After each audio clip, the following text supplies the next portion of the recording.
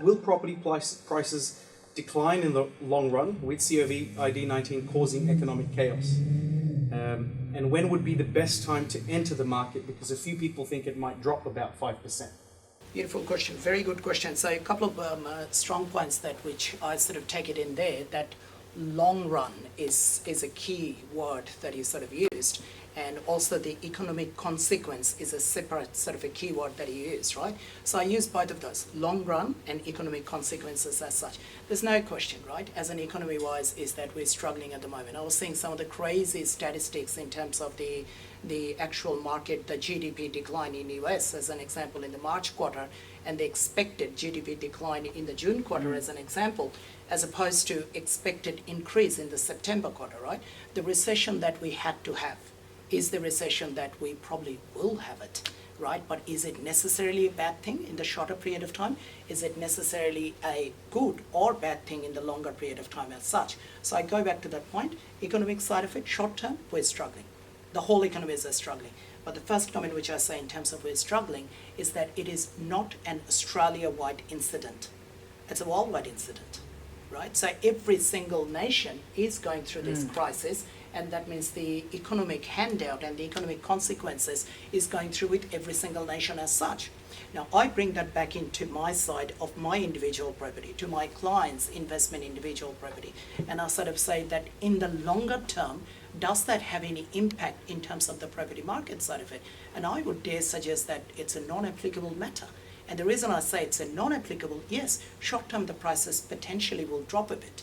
Of course they will drop, right? Because people are struggling with the employment side of it. There are some government handouts, and the self-fulfilling prophecy in the market probably will definitely have quite a bit of negative impact in the shorter period of time. But I look forward in the longer period of time, and I sort of say that, well, you know what, the interest rate seems to be rather low.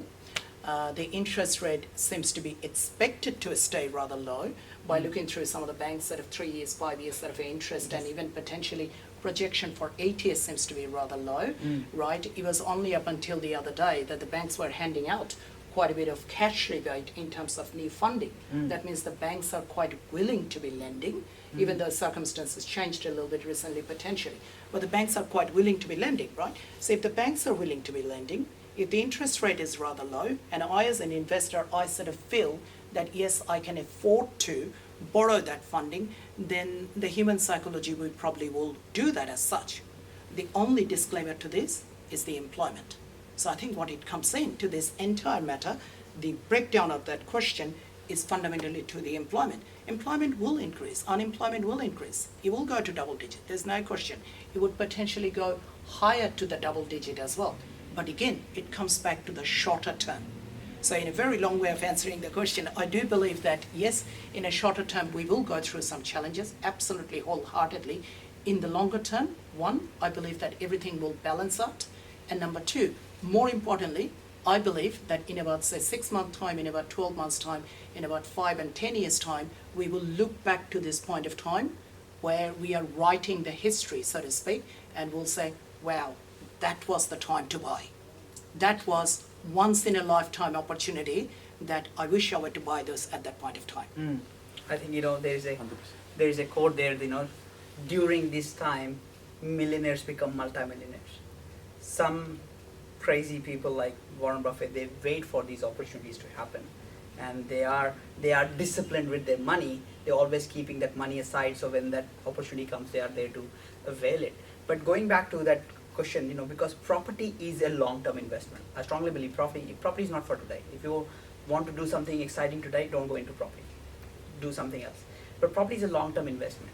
And I'll start, when I started my career in 2010, end of 2010, the media was so negative. It was so negative that at that time I read a book, if anyone of you want to read this book, it's a must read for now, from Jan Sommer, How to Build Wealth Through Property. And in that book, she clearly stated all the crises we had. We had Vietnam War, we had a currency crisis, we had that big recession in 1992, and in my previous webinar I shared about some statistics. When property dropped in 1990, we had a quite big recession, and the property market went only by 6.18%, and GFC was around 7%. Property was dropped, but it bounced back again. Not bounced back, it bounced quite high. So this is an interesting story. 2011, media was bombarded with this negative news, and there was one economist from US. He was doing a tour of Australia, and he was telling everybody that Sydney property market going to crash.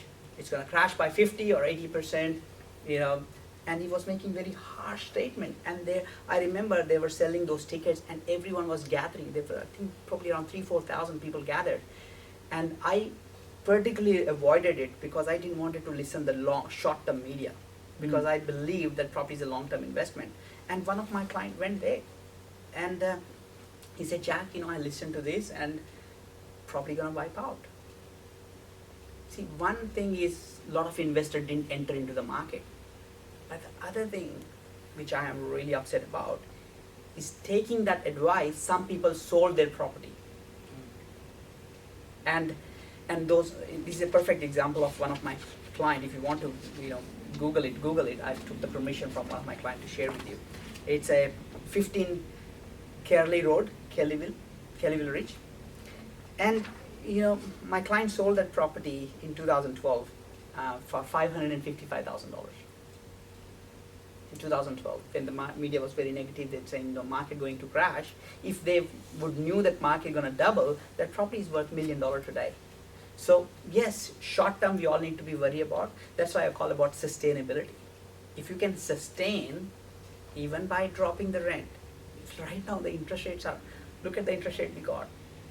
The RBA, I was doing some research. In 1991, RBA's cash rate was 17%. What is it now? 0.25.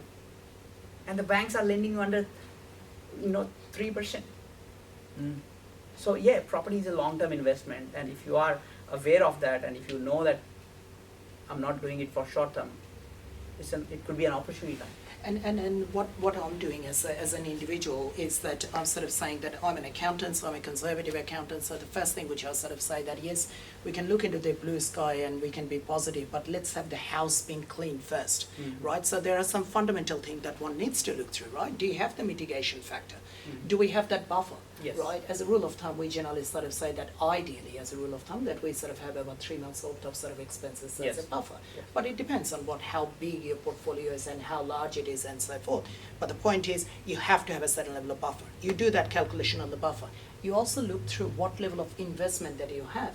And the risk of each investment is a little bit higher, right? So commercial property, as an example, that one probably says that perhaps one needs to be just a touch bit more careful with the commercial property. Yes. Residential property, the reality of it is that everyone needs to rent it. It's not that our population is dropping.